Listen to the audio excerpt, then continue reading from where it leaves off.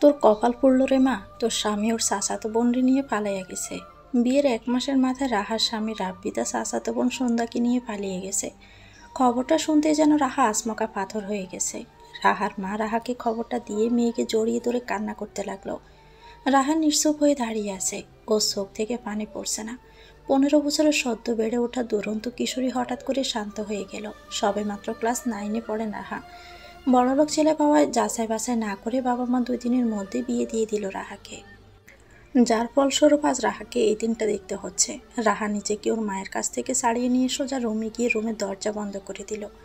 রুমের দরজা বন্ধ করে রাহা নিজেকে গুটিয়ে দিল হাঁটুর বাজায়। ওর কানের মধ্যে এখন একটাই শব্দ বাজছে, তোর স্বামী অন্য মাইয়া নিয়ে পালাইয়া গেছে। রাহা শান্ত হয়ে আছে আজ। কে বলবে এই মেয়েটাই সারাদিন দুরন্তপনা করে বেড়ায়।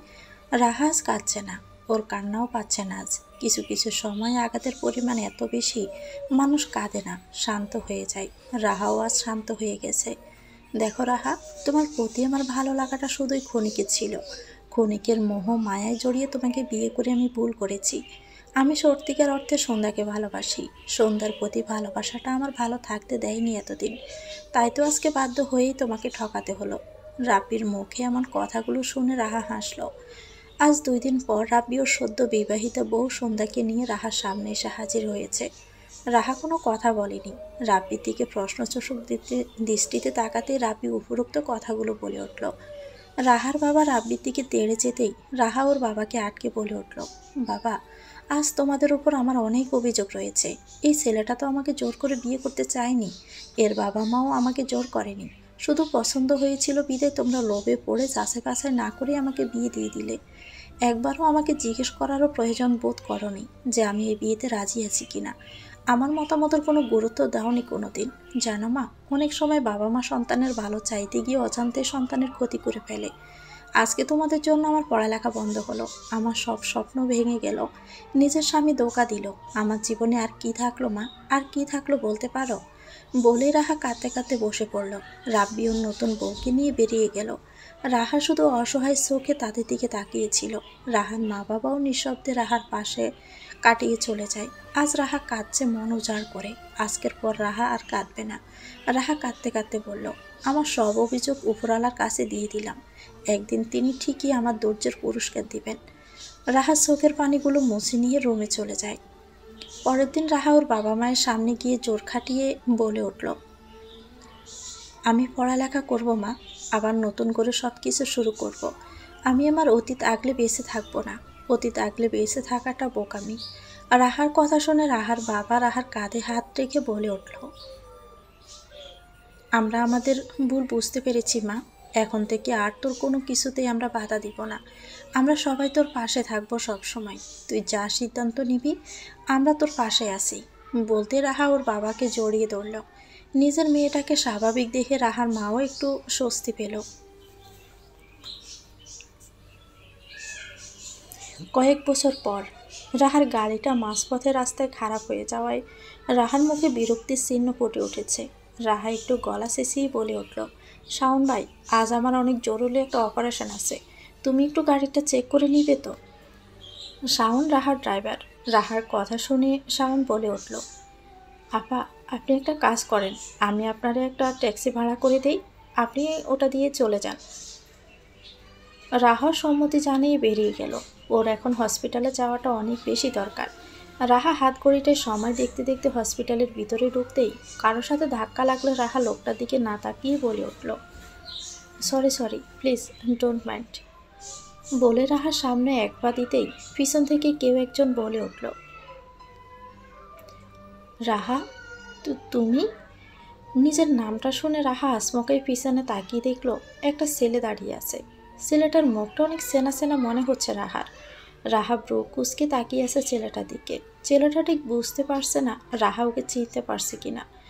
ছেলেটা রাহার সামনে এগিয়ে এসে বলে উঠল, আমাকে চিনতে পারোনি বোধ হয়, আমি কিন্তু তোমাকে ঠিকই চিনতে পেরেছি। তুমি এখনও সেই 15 বছরের সেই কিশোরীর মতোই সুন্দর আছো, একটুও চেঞ্জ হওনি। এখনও তোমার মুখে মায়া দিয়ে ভরপুর। এবার আর রাহার চিনতে অসুবিধা হলো না ছেলেটাকে চিনতে পেরে রাহা মুখ ঘুরিয়ে সামনে এগিয়ে গেল। এত বছর পর নিজের প্রাক্তন স্বামীকে চোখের সামনে দেখে পুরনো গা আবার সতেজ হয়ে উঠেছে। রাব্বি কয়েকবার রাহাকে পিছন থেকে ডাক দিল, রাহা পিছনে ফিরে তাকায়নি। রাহা চলে যেতে রাব্বির ভিতর থেকে একটা দীর্ঘশ্বাস বেরিয়ে এলো। রাহা ওর কেবিনে এসে চুপচাপ বসে আছে। রাহার চোখের কোণে পানি জমে আছে। হয়তো কোথাও একটা অতীত নিয়ে দুর্বলতা সবার থাকে। রাহারও অনেক চেষ্টা করে অতীত ভুলতে পারিনি। সেদিনের পর রাহাকে সমাজে কথা শুনতে হয়েছে। রাহাকে রাহার বাবা মাকে রাস্তায় বের হলে নানান কথা শুনতে হয়েছে। তাও রাহা নিজেকে সামলে নিয়েছে। কঠিন পরিস্থিতিতেও নিজেকে নতুন করে গড়েছে। একজন সফল গাইনি ডাক্তার হয়েছে। আজও রাহা কোনো ছেলেকে বিশ্বাস করতে পারে না। বিয়ে না করার পর নিয়েছে। রাহা নিজের কেবিনে বসে পুরনো কথাই ভাবছিল। হঠাৎ করে কারো পায়ের আওয়াজ পেয়ে রাহা উপরে তাকাতে রাব্বিকে দেখতে পায়। রাব্বিকে দেখে রাহার মুখটা শক্ত হয়ে উঠল। রাহা উঠে এসে রাব্বির সামনে দাঁড়িয়ে শক্ত কণ্ঠে বলল, ওঠো। আপনি আপনি এখানে কেন এসেছেন? কার পারমিশনে এ রুমে ঢুকেছেন? বেরিয়ে যান এক্ষুনি। রাহার কথায় রাব্বি রাহার পায়ের সামনে বসে পড়ল হাঁটু ভেঙে। রাব্বির অহেতুক কাণ্ডে রাহা অবাকের শেষ সীমানায়। রাব্বি রাহার সামনে বসে বলে উঠল, সেদিন তোমাকে ঠকানোর শাস্তি উপরওয়ালা আমাকে ঠিকই দিয়েছে। সন্ধ্যাকে বিয়ে করার 1 বছরের মাথায় সন্ধ্যা আমার সমস্ত সম্পত্তি, টাকা পয়সা চলে বলে কৌশলে নিজের করে নিয়ে অন্য একটা ছেলের সাথে পালিয়ে গেছে। আমি সর্বহারা হয়ে এখনও বেঁচে আছি শুধুমাত্র তোমার কাছে ক্ষমা চাওয়ার জন্য। তুমি আমাকে ক্ষমা করলে আমি মরে গিয়েও শান্তি পাবো। তাছাড়া আর বেশি দিনও আমি এই পৃথিবীতে নেই। শেষ সময় এসে আমাকে একটা বার ক্ষমা করে দাও প্লিজ। রাব্বির কথা শুনে রাহার একদিকে যেমন মুখে হাসি ফুটল, অন্যদিকে রাব্বির শেষ কথা শুনে রাহার মুখের হাসি যেন নিমিষে উধাও হয়ে যায়। রাহা শান্ত কণ্ঠে বলল, আপনি শেষে কি বললেন? কি হয়েছে আপনার? রাহার কথা শুনে রাব্বি কয়েকটা রিপোর্ট রাহার হাতে দিল। রাহা রিপোর্টগুলো দেখে ছলছল চোখে রাব্বির দিকে তাকায়। রাব্বি তাচ্ছিলের হাসি হেসে বেরিয়ে গেল। যাওয়ার আগে বলে গেল, আমার আফসোস নেই। নিজের পাপের শাস্তি পেয়েছি। একটা নির্দোষ মেয়েকে ঠকানোর শাস্তি পেয়েছি। আমায় ক্ষমা করো। রাহা এখনো ছলছল চোখে রাব্বির যাওয়ার দিকে তাকিয়ে আছে। এই মানুষটাই আর বেশি দিন পৃথিবীতে নেই ভাবতে রাহার কেন যেন দম বন্ধ হয়ে আসছে। রাব্বির ব্লাড ক্যান্সার লাস্ট স্টেজে। আর মাত্র কয়েকদিন ওর হাতে সময় আছে। রাহা শক্ত কাঠ হয়ে দাঁড়িয়ে আছে। রাহার বুক ছিঁড়ে একটা দীর্ঘশ্বাস মেরে উকি মেরে বলল, আল্লাহ ছাড় দেয় কিন্তু ছেড়ে দেয় না। সত্যি জীবনের মোড় কখন কোন দিকে ঘুরে যাবে কেউ বুঝতে পারে না। তো ভিউয়ার্স, গল্পটির নাম হচ্ছে জীবনের মোড়। এটা সত্য ঘটনা অবলম্বনে। লিখেছেন জেনিফার চৌধুরী। গল্পটি ভালো লাগলে চ্যানেলটিকে সাবস্ক্রাইব করে আমাদের সাথে থাকবেন। আল্লাহ হাফিজ।